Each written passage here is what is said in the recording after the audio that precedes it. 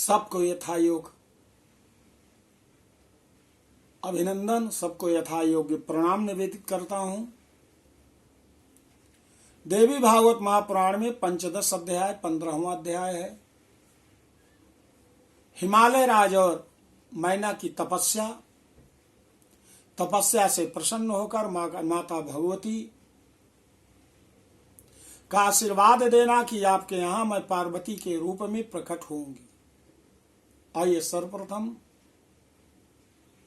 माता भगवती को शंख ध्वनि द्वारा प्रणाम।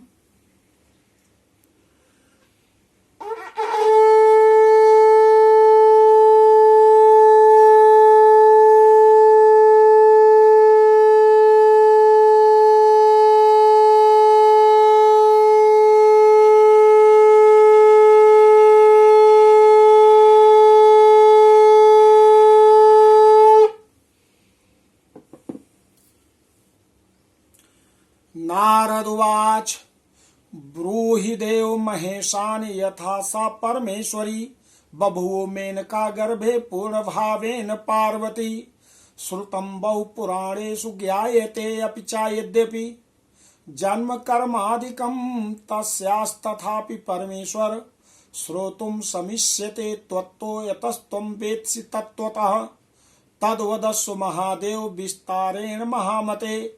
श्री महादेववाच त्रैलोक्य जननी दुर्गा ब्रह्मरूपा सनातनी प्रार्थिता गिरिराजेन तत्पत्न्या मेनयापि च महोग्र तपसा पुत्री भावेन मुनिपुंगवा प्रार्थिता च महेशेन सती विरह दुःखिना पर्ययो मेनका गर्भे पूर्ण ब्रह्ममयी स्वयं तथा शुभ दिने मेना राजीव सदृशाननाम सुश्वेतनयां देवीं सुप्रभां जगदम्बिकां ततो भवत् पुष्पवृष्टि सा सर्वतो मुनिसत्तं पुरेगन्धो बभौ वायु प्रसन्नानस्य दिशो दश तथा द्रिराजा श्रुत्वा तु पुत्रीं जातां शुभ आननाम् तरुणादित्यकोट्याभ्यां त्रिनेत्र दिव्यरूपिणीम् अष्टहस्तां विशालाक्षीं चन्द्रार्धकृतशेखरां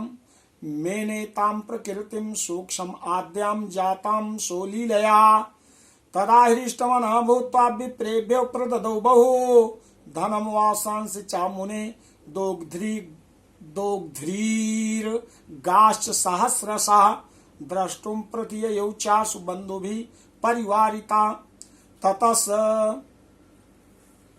ततस्तमागतं ज्ञात्वा गिरीन्द्रं मेनका तदा प्रोवाच तनयां पश्य राजन राजीव लोचनां।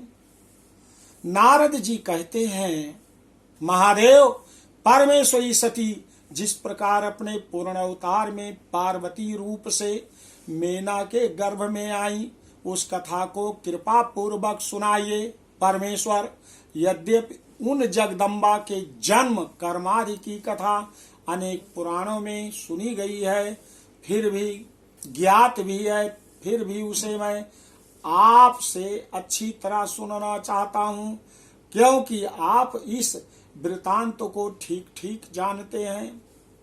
महामते महादेव, इसलिए कृपा कर विस्तार पूर्वक वह कथा मुझे सुनाइए।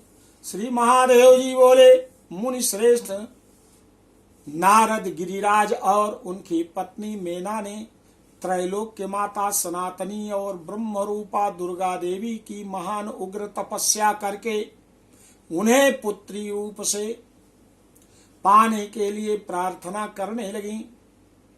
माता भगवती प्रसन्न होकर उनको वर प्रदान किया कि मैं तुम्हारे यहाँ पुत्री के रूप में आऊंगी। भगवान शिव ने भी सती के विरह से दुखी होकर उन्हें प्राप्त करने का अनुरोध किया था। अतः ब्रह्मरूपा जगदम्बिका स्वयं मेना के गर्भ में आई। इसके बाद देवी मेना ने शुभ दिन में कमल के समान मुख वाली सुंदर प्रभाव वाली जगन्माता भगवती को पुत्री के रूप में प्राप्त किया। मुनिवर, उस समय सर्वत्र पुष्प वृष्टि होने लगी। 10 दिशाओं में प्रकाश फैल गया और सुगंधित वायु बहने लगी। जब पर्वतराज ने सुना कि उनके यहाँ सुंदर कन्या ने जन्म लिया है, जो करोड़ों मध्याह्न कालीन सूर्य के समान तेजस्विनी है, 3 नेत्रों वाली है, दिव्य स्वरूपा है, बड़ी बड़ी आंखों वाली है, 8 भुजाओं वाली है और मस्तक पर अर्धचंद्र को धारण करने वाली है, तो उन्होंने जान लिया कि सूक्ष्मा परा प्रकृति ने ही अपनी लीला से उनके यहाँ अवतार ग्रहण किया है। हे मुने, उन्होंने हर्षित होकर ब्राह्मणों को प्रचुर मात्रा में धन, वस्त्र और हजारों दुधार गावें प्रदान की। इसके बाद वे बंधु बांधवों सहित शीघ्र ही कन्या को देखने के लिए पहुंच गए। गिरिराज को आया जानकर मेना ने उनसे कहा, राजन, शेष अगले परिच्छेद में। बोलो आदि शक्ति माता भगवती की जय।